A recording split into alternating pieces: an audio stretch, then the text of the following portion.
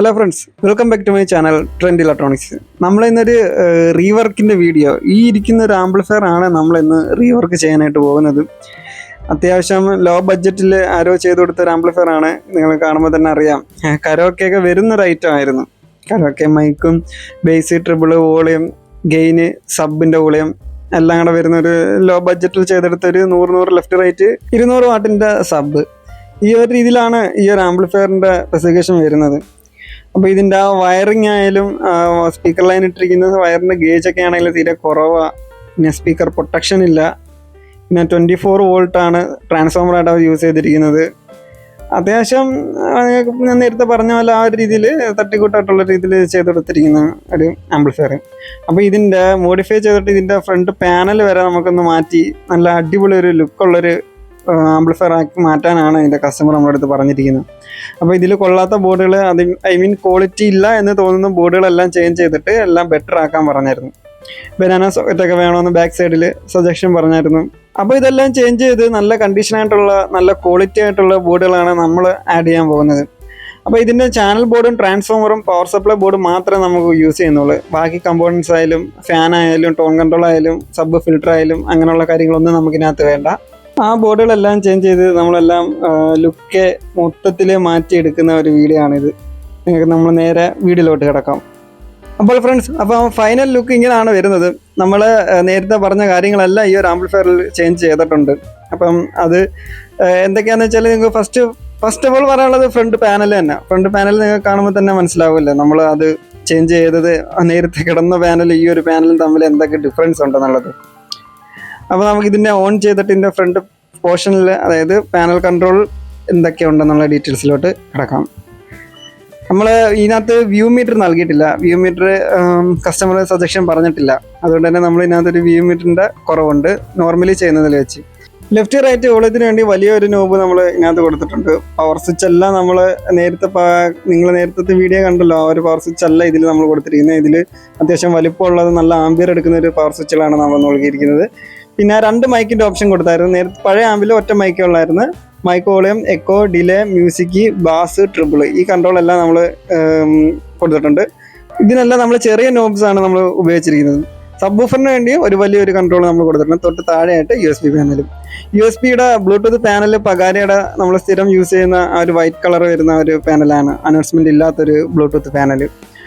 അപ്പോൾ ഇത്രയും കാര്യങ്ങളാണ് ഈ ഒരു ഫ്രണ്ട് പോർഷനിൽ വരുന്നത്.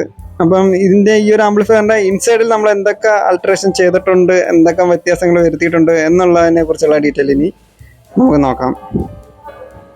ഇൻസൈഡിലെ കാര്യങ്ങൾ നമ്മൾ ഈ ഒരു രീതിയിലായിരുന്നു അറേഞ്ച് ചെയ്ത് വെച്ചിരുന്നത്. ഈ ഒരു നിങ്ങൾ കണ്ടല്ലോ, ആ ഒരു ട്രാൻസ്ഫോമർ നേരത്തെ ഇരുന്ന അതേ ട്രാൻസ്ഫോമറും ആ ഒരു ചാനൽ ബോർഡുകളുമാണ് നമ്മൾ ഇതിനകത്ത് യൂസ് ചെയ്തിരിക്കുന്നത്. അവരുടെ ആ ഒരു മെയിൻ പവർ സപ്ലൈയും അത്യാവശ്യം നല്ലൊരു പവർ സപ്ലൈ ആയതുകൊണ്ട് തന്നെ അത് നമ്മൾ ഇതിനകത്ത് യൂസ് ചെയ്തിട്ടുണ്ട്. അതിനകത്ത് ഒഴിവാക്കേണ്ട കമ്പോണൻസ് നമ്മൾ ഒഴിവാക്കിയിട്ടുണ്ട്. അത് വേണ്ടതായ രീതിയിൽ നമ്മൾ ആൾട്രേഷൻ ചെയ്തിട്ടുണ്ട്. പിന്നെ ഈ ഒരു ബോർഡാണ് അവർ ലെഫ്റ്റ് റൈറ്റും 100 ലെഫ്റ്റ് റൈറ്റ് 200 വാട്ട്സിൻ്റെ സബ് വരുന്ന ആ ഒരു ബോർഡായിരുന്നു. ട്രാൻസ്ഫറാണ് 5200 പേർ വരുന്ന ബോർഡുകളായിരുന്നു അവർ ഉപയോഗിച്ചിരുന്നത്. അപ്പം അത്യാവശ്യമായിട്ട് വലിയൊരു ഫാനും കൂടെ നമ്മൾ കൊടുത്തിട്ടുണ്ട്. വലിയ ഹീറ്റ്സും ആണ് ഇതിലിരിക്കുന്നത്, എങ്കിലും ഒരു ഫാനും കൂടെ കൊടുത്തിട്ടുണ്ട്. സ്പീക്കർ പ്രൊട്ടക്ഷനായിട്ട് നമ്മൾ 2.1-ൻ്റെ DTEC ഓഡിയസിൻ്റെ സ്പീക്കർ പ്രൊട്ടക്ഷനാണ് നമ്മൾ ഉപയോഗിച്ചിരിക്കുന്നത്. സബ് വൂഫർ ഫിൽറ്റർ ആയിട്ട് ഉപയോഗിച്ചിരിക്കുന്നത് RBLൻ്റെ സബ് ഫിൽറ്റർ ബോർഡാണ് നമ്മൾ ഉപയോഗിച്ചിരിക്കുന്നത്. അത്യാവശ്യം നല്ല പെർഫോമൻസ് ഉള്ള അടിപൊളി ഒരു സബ് ഫിൽറ്റർ ബോർഡാണ്. ടോൺ കൺട്രോൾ നമ്മൾ 2-വേ ടോൺ കൺട്രോളാണ് ഉപയോഗിച്ചിരിക്കുന്നത്. അതും DTECൻ്റെ തന്നെ 2-വേ ടോൺ കൺട്രോളാണ് നമ്മൾ ഉപയോഗിച്ചിരിക്കുന്നത്.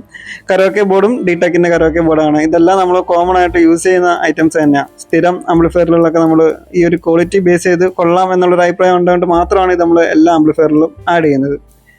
അപ്പോൾ ഇത്രയും കാര്യങ്ങളാണ് നമ്മൾ അഡീഷണൽ ആയിട്ട് വെച്ചത്. പിന്നെ ചെറിയൊരു ട്രാൻസ്ഫോമർ നമുക്ക് കൊടുത്തിട്ടുണ്ടായിരുന്നു. ഫാൻ വർക്ക് ചെയ്യിപ്പിക്കാൻ വേണ്ടിയും ലൈറ്റിന് വേണ്ടിയാണ് നമ്മൾ കൊടുത്തത്. ആ ഒരു ട്രാൻസ്ഫോമർ വെക്കാനുള്ള റീസൺ എന്ന് വെച്ചാൽ ഈ ഒരു ട്രാൻസ്ഫോമറിനകത്ത് സപ്ലൈസ് കുറവായിരുന്നു. അപ്പോൾ കുറവായതുകൊണ്ട് തന്നെ നമ്മൾ ഫാൻ കൊടുക്കുന്ന സമയത്ത് നോയ്സ്, ചാനലിലൊക്കെ നോയ്സ് വരാനുള്ള ചാൻസ് ഉണ്ടായിരുന്നു, നോയ്സ് വരുന്നുണ്ടായിരുന്നു. അതുകൊണ്ട് മാത്രം നമ്മൾ ചെറിയൊരു 12 വോൾട്ടിൻ്റെ ഒരു ട്രാൻസ്ഫോമർ നമ്മൾ ആഡ് ചെയ്തത്. അപ്പോൾ ഇത്രയൊക്കെ കാര്യങ്ങളാണ് ഈ ഒരു ആംപ്ലിഫയറിൽ നമ്മൾ ആൾട്രേഷൻ ചെയ്ത് എടുത്തിരിക്കുന്നത്.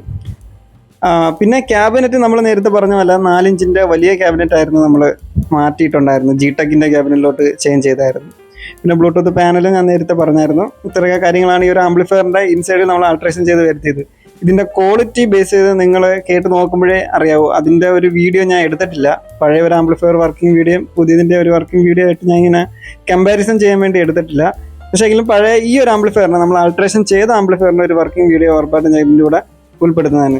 കോപ്പി റൈറ്റിംഗ് അടിക്കാത്തൊരു സോങ് ആയിരിക്കും നമ്മളിതിൽ ഉൾപ്പെടുത്തുന്നത്. അപ്പം ഹെഡ്ഫോൺ വഴി നിങ്ങൾ കേട്ട് നോക്കിയാൽ അത്യാവശ്യം അതിൻ്റെ ഒരു പെർഫോമൻസ് എന്താണെന്നുള്ളത് ഏകദേശം ഒന്ന് നിങ്ങൾക്ക് മനസ്സിലാകും.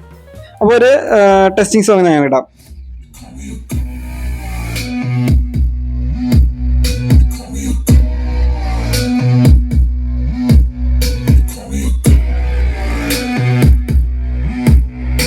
അപ്പോൾ ഇത്രയൊക്കെ കാര്യങ്ങളാണ് നമ്മൾ ഈ ഒരു ആംപ്ലിഫയർ ഉൾപ്പെടുത്തിയിരിക്കുന്നത്. അപ്പോൾ ഈ ഒരു ആംപ്ലിഫയറിന്റെ സൗണ്ട് ക്വാളിറ്റി നിങ്ങൾ ഏകദേശം ഒരു ധാരണ കിട്ടി കാണുമല്ലോ. ഇത് കൊണ്ടുപോയ കസ്റ്റമർ തന്നെ നല്ല അഭിപ്രായമായിരുന്നു. അവർക്ക് തന്നെ നല്ല സൗണ്ട് ക്വാളിറ്റി ഉണ്ടെന്നുള്ളൊരു അഭിപ്രായം അവർ തന്നെ പറഞ്ഞിരുന്നു. കസ്റ്റമർ തന്നെ നമ്മുടെ അടുത്ത് പറഞ്ഞിരുന്നു നേരിട്ട്. അപ്പോൾ ഫ്രണ്ട്സ്, ഇതുപോലെ നിങ്ങൾക്ക് ആർക്കെങ്കിലും ആംപ്ലിഫയർ ആൾട്രേഷനോ അല്ലെങ്കിൽ പുതിയതായിട്ട് അസംബിൾ ചെയ്യണോ എന്നുണ്ടെങ്കിൽ എന്നെ കോൺടാക്ട് ചെയ്യാം. വിളിച്ചാൽ കിട്ടില്ലെന്നുണ്ടെങ്കിൽ നിങ്ങൾ വാട്സാപ്പിൽ ഒരു മെസ്സേജ് അയച്ചാൽ മതി. വർക്കുകൾ ഉണ്ടായതുകൊണ്ട് ഇച്ചിരി ഡിലേ വരുന്നെന്ന് മാത്രമേ ഉള്ളൂ. അപ്പോൾ ഈ ഒരു ആംപ്ലിഫയറിനെ കുറിച്ച് നിങ്ങൾക്ക് എന്താണ് അഭിപ്രായം എന്നുള്ളത് നിങ്ങൾ കമൻ്റ് ആയിട്ടൊന്ന് പറയാൻ മറക്കരുത്. അതോടൊപ്പം തന്നെ നിങ്ങൾ ആദ്യമായിട്ടാണ് എൻ്റെ ചാനൽ കാണുന്നതെങ്കിൽ സബ്സ്ക്രൈബ് ചെയ്യാനും മറക്കരുത്. Thanks for watching. അപ്പം ഇതുപോലെ അടുത്തൊരു വീഡിയോ ആയിട്ട് നമുക്ക് വീണ്ടും കണ്ടുമുട്ടാം.